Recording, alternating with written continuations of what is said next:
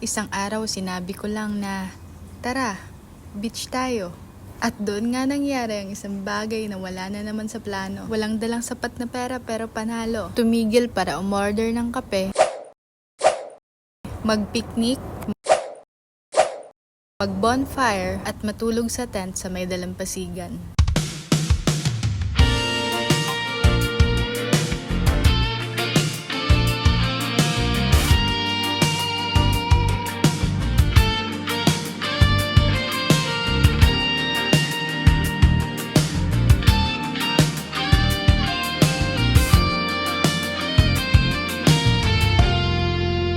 Huminto muna kami at umupo sa bangketa habang pinapanood ang tahimik at payapang dalampasigan.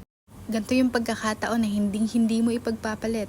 Napakasimple pero grabe yung peace. Walang cellphone, walang masyadong ingay at walang reklamo.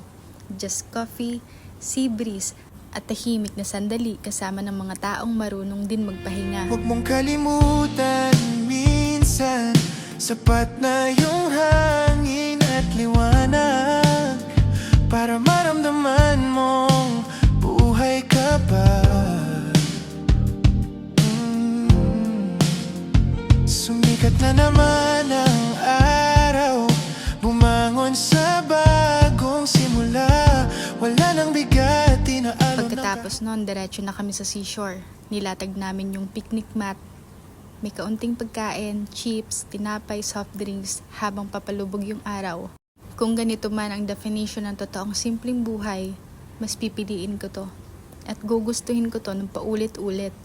Nung dumilim na, sinindihan na namin yung bonfire.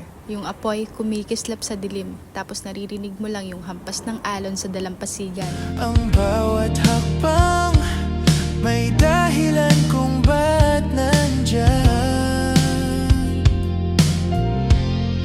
Malaya ako, huminga sa hangin ng umaga.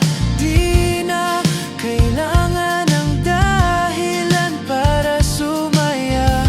Bitawan ang kahapon, ito na ang panahon. Ngayon ko maririnig ang totoo kong tawa. Ang ganda, 'di ba?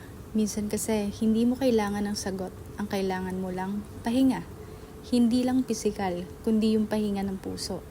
Kaya't kung bibigyan ako ng pagkakataon para gawin ulit to, ay uulit-ulitin ko. Hindi para tumakas sa magulong syudad, kundi para maramdaman ulit yung kalmado at payapang pakiramdam sa ganitong lugar. Ngayon alam ko na kung saan ang patutunguhan. Di man perpekto pero totoo. Yan ang gusto kong mundo.